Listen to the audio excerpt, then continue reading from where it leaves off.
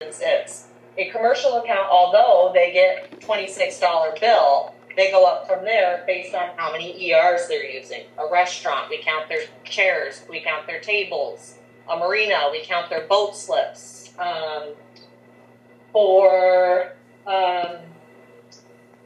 Let's see, float homes, situations like that. Ralph's Laundromat, we count the washing machine. Our RV parks, we count how many pads they have. They're not just paying $26 a month. They're paying 26 times, and then you'll see the ERs over there. In total, for these 18 accounts, they're utilizing 191 ERs. That equates to almost 5,000 that we're billing for every single month. So this is how many $26 accounts we have. There's approximately 342 of those. These are what I call our other accounts. They are our condos, because they're not officially commercial. There are condos here, and then some of our other properties that have other situations going on, a couple other houses on them. Outside of our marinas, we only have 2 float homes directly connected into the system. Those are our 0.7s. And then some people have a mother-in-law's dwelling or an RV pad. Those are our other sections, Airbnb. Yep, situations like that. And the district plans on reviewing all the parcels in the district. A topic for another day. Obviously, staffing is just me at the moment. We have lost Clint, but it is an ongoing discussion with the district to figure out how to get that current. As you can see in total on the pie chart, our commercial accounts make up approximately a third of the monthly income based on the ERs they're assessed. So they are not just a $26 flat rate. They're 26 base, and then the ERs go up from there. Again, all of that is in our sewer ordinance, and it outlines what every single one of those commercial accounts would be assessed. So if you ever get curious, you can go in there and revert back to that. All right, I think that gives out the information that I was aware of that you guys needed to hear about. So that leaves us open for questions.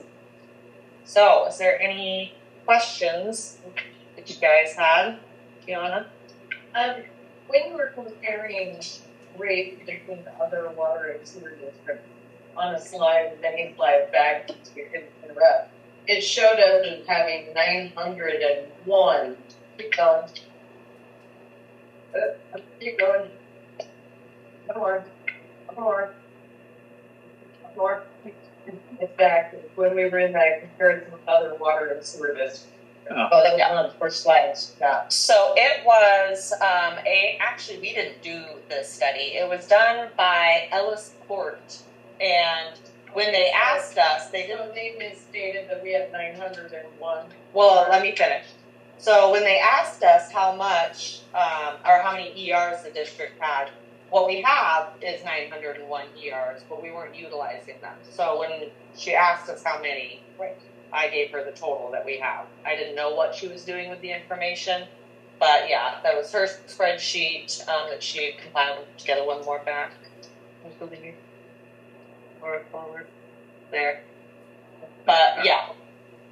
So. Oh yeah. 910.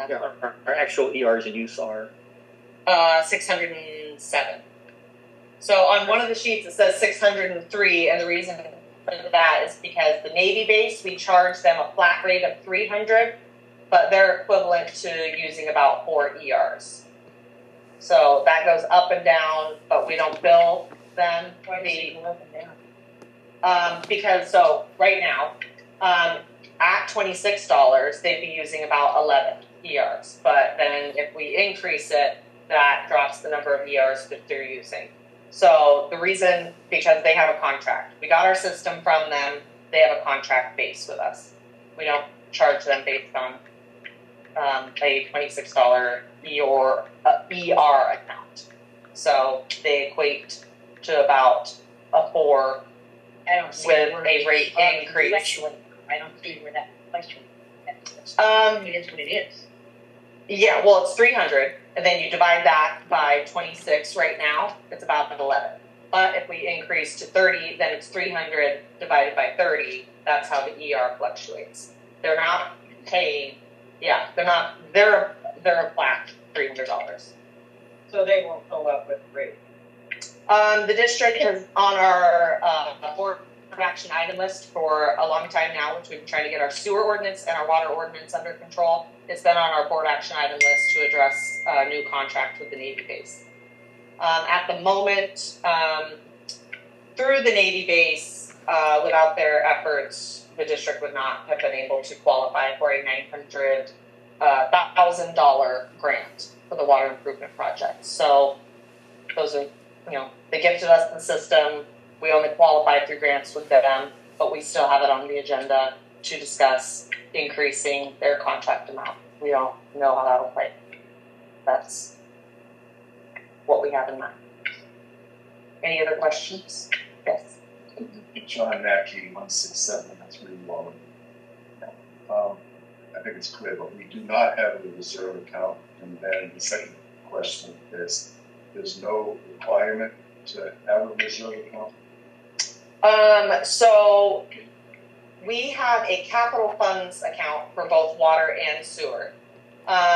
We put an incremental amount by law for any cap fees for a new connection into that account. It doesn't go up much, I think about maybe 10,000, but we also cannot spend that on general O&M. If somebody pays a cap fee, it has to be for a big capital expense. As far as the SRF is considered, we have not closed the project process down, so we're actually not required yet to start repaying on that. Our phase 2 next year will be rehabbing the tank, and after that is done, then we close the loan out, and at that point, they're giving us a grace period to build up a reserve account to pay for the reserve bond. But that has not been established at that moment. So a real reserve account for the district or a savings account that we can spend on O&M, we do not have. And there is no requirement to state that each one of these districts have that. No, there is none. You're welcome. Yes. Judy White, 16800 East Almas Court. Was there a rate study done that the board requested? Can you explain that and what the recommendations were? Yeah, so I don't know if any of the board wants to speak on it, but there was a rate study done. The district instituted it in 2021, and Colleen and I worked on it. And so they got us over our first draft, and the rate increase that they were suggesting was around double what they're suggesting now. And her and I went, whoa. We knew that we had some complications with some of the commercial accounts where they were not paying a face fee for each water connection that they were serving, like Hudson Bay. So we wanted to first address that each one of those houses was getting their own base before we went ahead and said, oh yeah, every customer. We wanted to create equality across everyone so everyone was paying their fair share. Then after we got that done, that took a couple of years because nothing works fast in this district. You work on operations and then board meets once a month. Then we revived that rate study again, and we've been working with them, I would say, over the past 8 months. We could not get them to understand to stop including the $8 as a source of income for the district. So it was not giving us a true picture. We kept sending it back saying, stop including the $8. We are a pass-through for that $8. We charge it, we use it to pay the loan. So then they finally got back to us at the beginning of November with what they recommended. Part of it was that the district, for a water conservation plan, would not bill or would not allot any water usage to a customer, and that we would pay or we would charge every 1,000 gallons starting from zero. That is not something, just because the board reviewed it and accepted their recommendation, that is not something that the district is using as, oh, well, they told us we're gonna go forward with it. They're just using it as a tool at this point. But, yeah, the rate study is on our website and for everyone to view. And at this time, the board is just using it as a tool. And to clarify, that's strictly water and had nothing. Correct. Just water. Yep. Sure. She didn't say her name.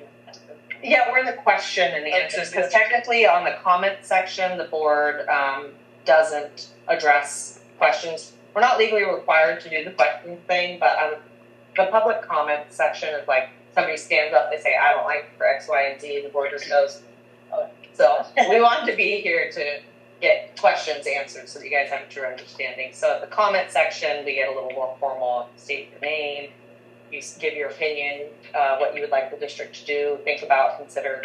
But right now, we just want to get you guys with a real understanding. So I wasn't really clear on what they recommended, and are we doing what they recommended, or are we just doing something different from what they recommended? I don't think that's been really addressed. It's just the last board meeting, the board reviewed it and accepted the recommendation so that we could get it out to the public. We knew that you guys wanted to see it. I think further board meetings, yeah, absolutely. It's close.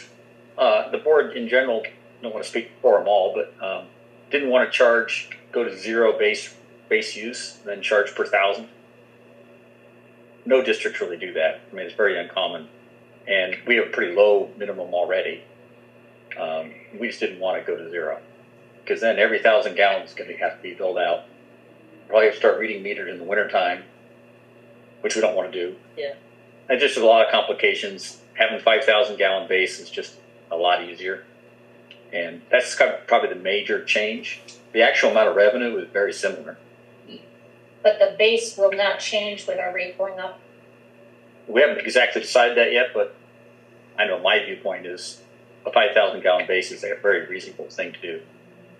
Versus, we have a lot of small users, so we don't need to be a Remington with what were they, like 25,000 gallons? Well, we have very few places that are 5 acres. I mean, very, very few that irrigate. So most of ours, we have a lot of float homes, we have a lot of summer users. We need a small base that matches Bayview. Would it be easier to increase the rates if people got more in the rates? That could be a point of view, I guess. Then I had a question about sewer pumping. Can I ask that? So residents get one time per year, or one time per 5 years. Right. And commercial one time per year. Yes, and they don't always do every year, but yes, that's a general rule of thumb. And then in your documentation, every July or before July 1st, you try and pump, you say. Yeah. In that, I think it was like 16,000. Are those all commercial accounts, or are those some residential? Well, there was one big bill that we paid, and it paid, they were all strictly commercial for, I think it was actually 21,000 was the invoice, yeah. And Hudson Bay with their 3 tanks, anybody who lines the shores, and the heavy hitter for Bayview Days, we pump them. But there are a handful of commercial accounts that we don't actually pump every single year. They just are. So if you're a commercial account and you got pumped in July for that time period, if you had an issue and you had to be pumped again before your year was up, are you going to be paying for that yourself rather than They would be on the hook for paying for that. Okay. So, yeah. This year was a little different. We paid for more people, plus then there were some repairs that needed to be done, which the district is on the hook for as well. So even if we pay for their pumping, they go in there and they say, the pump is bad, or, those types of things, then we have to come back and fix those things as well. So typically that was a high year? This was a very high year for our commercial pumping. So not only did we do the ones that we do every year for Bayview Days, but then we added in a couple more commercial accounts. Like I said, we don't do them every single year. So this one was specific, was definitely high for how many we do. Okay. And then when is this going to be voted on for the increase? In a subsequent, board meeting. So not tonight. No. This will, It'll be on the we'll put it agenda in December. December, yeah. It'll be on the agenda. Okay, so if you have questions after this meeting, you can submit them. Absolutely, yep, I will put the public comment section, up on our website, and then if you have any other questions as well, I hope to answer all those as well. Out of fairness, are there anybody on Zoom that we should ask if they have any questions? We want to.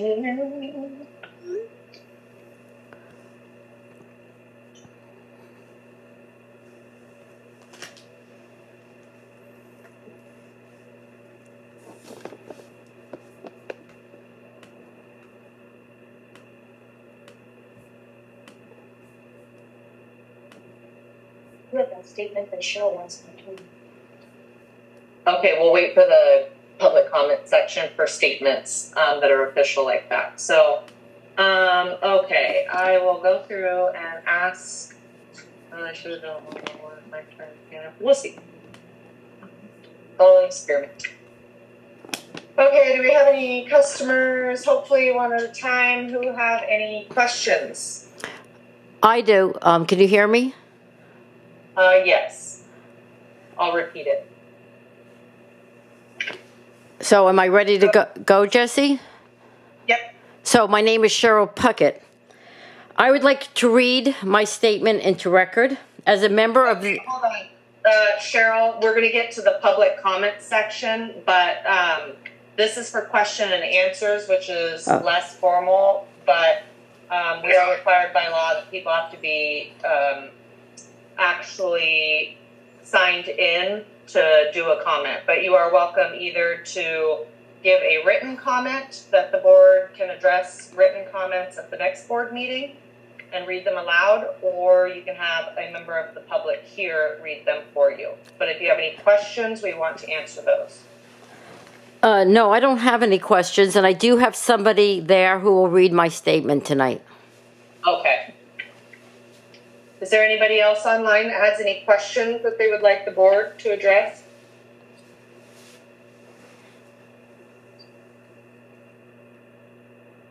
All right. And they can unmute themselves, right? No. Okay, Oh, yes. during the meeting. Okay. I had a question. But if anybody does, hopefully we can see them in chat. I'll check the chat out. Okay. They got that. Yeah, can we put back to the accounts for the bill that's in place? Sure. Do you want to go and find that slide? It's Commercial account. further along, yeah, towards the end. Will be going off there. Yeah. Like second or third to last, I would think. I went Oh, forward. aggressive.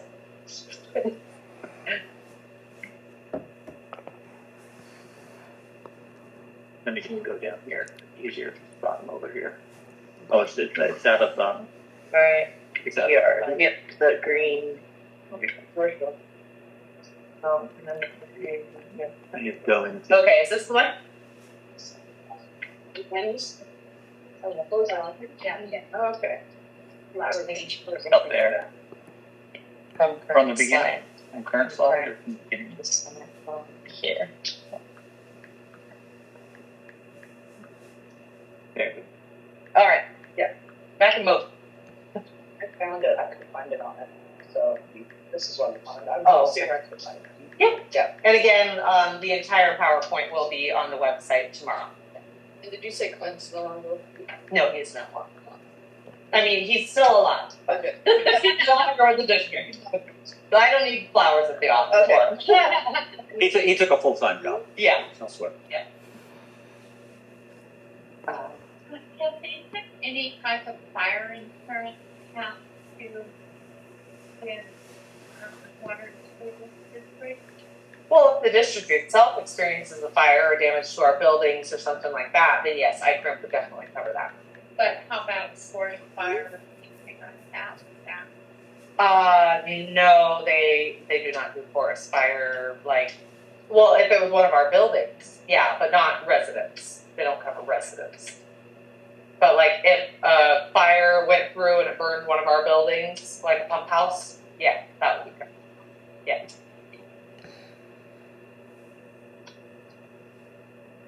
Well, it's a survey or an assessment, but does it include a risk assessment of what potential liabilities are in the system as we had it? When was the last time that was? Construction. What's up potential liabilities? The legal. That has not been something that has been done. On the SRF, remember they're on the commercials, how come so many of them are just $8? Because that's what we charge for those. And also currently, like sewers have their ERs, but water does not have that. So we are working through our water ordinance at this time. The board has been addressing those things. Obviously, we've been talking about budgets and rate increases and things like that. But that is definitely still on the board's mind. It will be on later discussions as we work through our water ordinance to address the fairness for some of those accounts. Yeah. Unless it's residential, we cannot bill.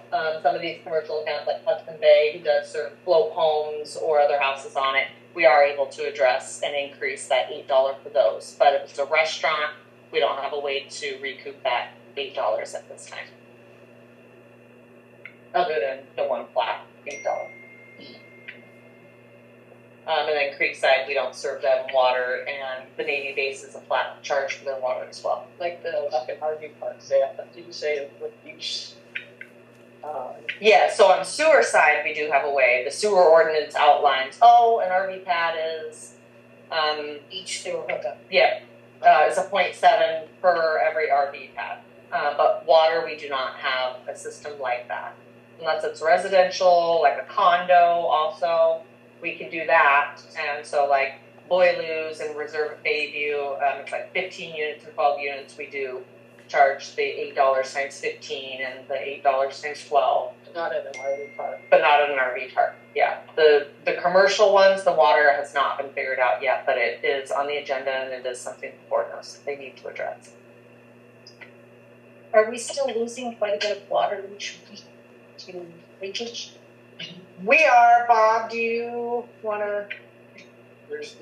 Yes, we are. There's still some things we do. We haven't entirely finished with our projects. For instance, it's a special valving we wanted to get to isolate our old line in Farragut State Park that wasn't available. We have to come up with Plan B, which we're working on right now. But what that means is that we've got the old line running with the new line, so we can't tell how much is leaking from there first. So our first step is going to be to get that line isolated to see what that does to our usage. Yeah. Thank you. Yeah, the theme of parts being backlogged has been fun for the district. Part of that COVID thing that they keep telling us, Supply chain. yeah, the supply chain issues, but so that's been fun for us. Or for the Riviera, I don't know. Okay. Any other questions? One question, maybe somebody else. The proposed rate was $12 on sewer and $6 on water. Correct. What are why twice as much on sewer as water? Is there you're behind that much in sewer? Yeah, actually, our water historically, per our audit, show that our water has essentially been supplementing our sewer system. That's definitely not ideal, and was actually on the agenda for next month, which the auditors have recommended to us for years. On our expense side in QuickBooks, we've been separating water and sewer out, but now the district needs to separate out water and sewer bank accounts for income, so that sewer is paying strictly for sewer and water is paying strictly for water. So far, we have obviously not been fiscally sound enough to do that and still take care of the system as a whole. So if you get the rates where they are and sewer is paying for itself and water is paying for itself, then we can have two separate accounts and truly be able to track them separately. And then we'll be on our auditor's recommendations and better able to track a lot of the things that have really been brought to the board and the district's attention, especially with just the commercial rates questions. There's a lot of internal stuff that we've been made aware of. So people have had a lot of questions on, well, how much do you spend every month or every year on commercial pumping? Well, we haven't had those sub accounts yet. That's a fantastic question. And that's something I will be implementing on the first month of this next fiscal year in December. So being able to do these rate increases is going to make us so much better on being able to separate those funds out and truly track where they are and know their stability. So the $602.90, that's a monthly charge for all? That's how many ERs we have. So we're charging about 603. We bumped that up to about 607 again with the estimated Navy base ER, which is what we did all of our studies off of, because that 300 flat rate income that we receive. Is there, so with the base rate on 5,000 gallons, if there's overages, is that increasing as well? Yeah, so we bill $1.75 per 1,000 gallons used after 5,000. Is that what's current? That's current, and that has not been discussed to change. That will be up for discussion next month. At this time, it's not been something that's planned on change, but the board definitely will be discussing all of this. Any other questions before we move into public comments? All right. How are you? Are you recording the public comments or? I am. Okay. And you want any slide up there at all? Let's just to the ends. Just keep going past this one right there. That reminds us. Just that. So make sure that you drive anything here, right? After that, you are on your own. You are. I'm here. Thank you very much. All right, so our formal public comments, again, just a reminder, you'll be called on in the order in which you signed in. You must state your name before you speak. Everyone will be given 5 minutes. Minutes are not able to be transferred to another speaker. Please confine your comments to the subject of the hearing, and we are here to listen to water and sewer rate increases. If you did have more than one comment, obviously, we want to eventually hear them. So if you could please fill out one of the public comments sections if you exceed your 5 minutes or later tomorrow you wake up and you couldn't go to sleep last night because you're pondering over this one comment, that's what I do. Then you can go online, download the comments thing, and turn that into the district, and we will address all of them out loud at the meeting. So first up, Bob and Kia Fisher. Oh, just kidding. I'll read better. Judy White. I've had my questions answered, but If you want to make a formal public comment. for Cheryl, can I do that? Yep, you just you don't have to stand up. You just state your name and then make your formal comment. Judy White, and I'm submitting a formal comment for Cheryl Puckett, who couldn't be here. As a member of this community, I believe it is crucial that we carefully examine all available options before burdening residents with such a significant financial adjustment. I would like to highlight that the district currently has access to $108,000 from the Cape Horn LID account, and if allocated specifically for sewer maintenance, could cover costs for the next 2 years. It's imperative that we make the most judicious use of existing funds before resorting to additional financial demands on our community. It is disconcerting that, to my knowledge, the board has not explored alternative avenues to address the financial challenges we face.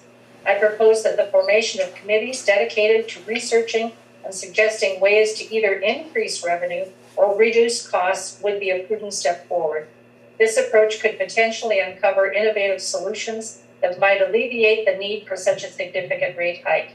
Raising rates is a straightforward solution and should be considered only after exploring and exhausting all other viable options. I urge the board to reconsider the proposed 46% increase in sewer rates and to actively engage in exploring alternative solutions. All right.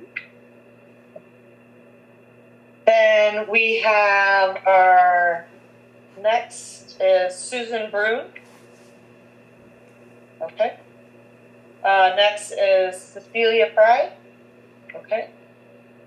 Next after that John Mackey. Nothing shown on that left. Gianna Hoffmeister. Sure. My name's Gianna Hoffmeister. I live at 16058 East